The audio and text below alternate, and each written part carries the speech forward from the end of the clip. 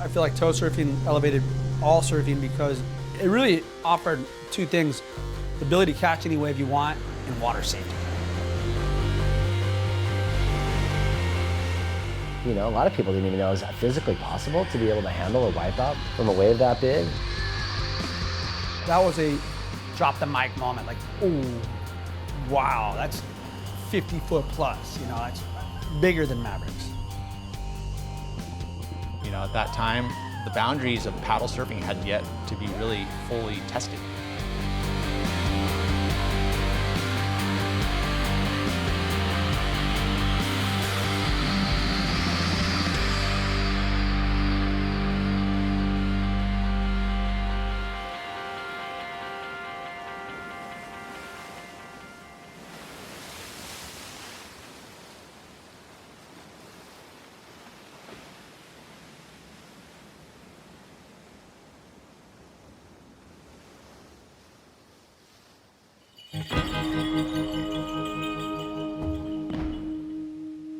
I watch golf, and Pebble Beach Pro-Am goes on all the time, and it's right along the ocean. You know, as a surfer, anytime you see a wave, you're like, whoa, is that a wave? And I remember distinctly watching one day when it was a nice, beautiful day, and there was some swell running, and seeing in the background these rights peeling off this point.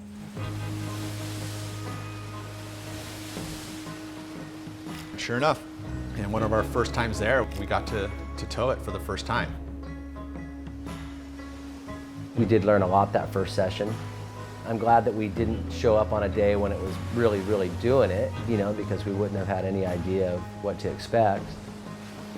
It was pumping, you know, definitely pumping, but it was small in relation to what was to come.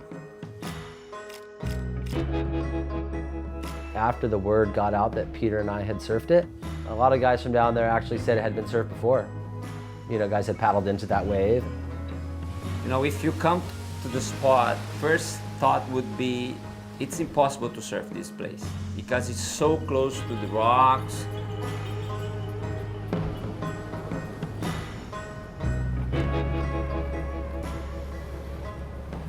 Those were the days where like people started, you know, to tow in, and like all of a sudden they realized you can surf these like fucked up waves that nobody else wants to surf, you know?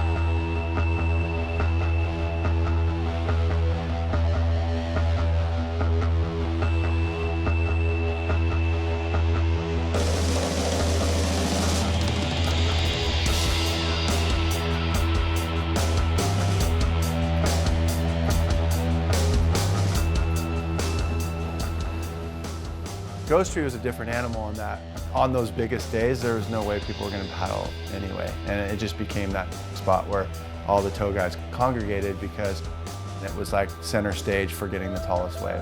And you didn't have to worry about paddle surfers, and it was free for all to whip into an 80-foot wave.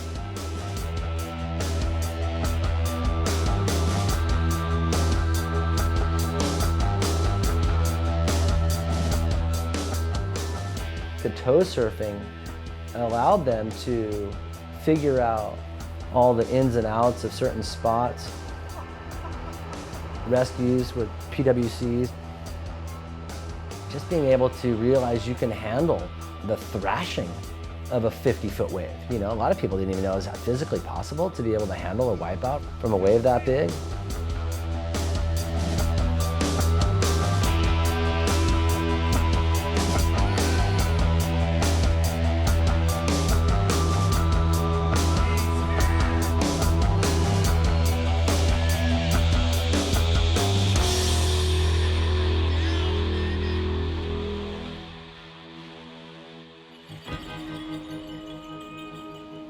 During that time, there was a lot of confrontation that was happening between surfers. Somehow, man, we lost one of our own out there. They're summiting Everest right now, I think, you know. I'm curious to see how much further they can push it. Hi everyone, I'm Michel Bourez. Welcome to the Red Bull Surfing YouTube channel. So this is the best place to get all the content from Red Bull, Airborne, All In, 21 days and no contest. Click here to subscribe and click over here to see the latest Red Bull content.